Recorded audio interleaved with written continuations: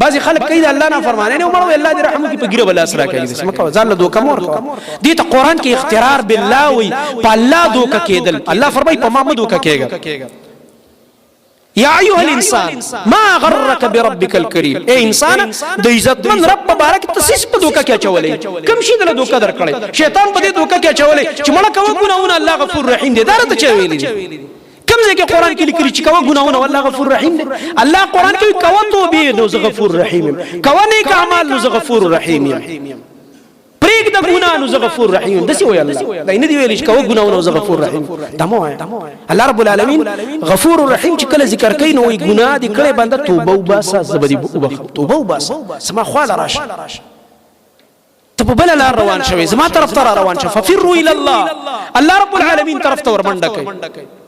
نو څومره چې د الله رب العالمین د نافرمانی او د غفلت اسباب دي زما محترم ورونو په کار دا چې دا ټول اسباب د غفلت مونږ پرېږدو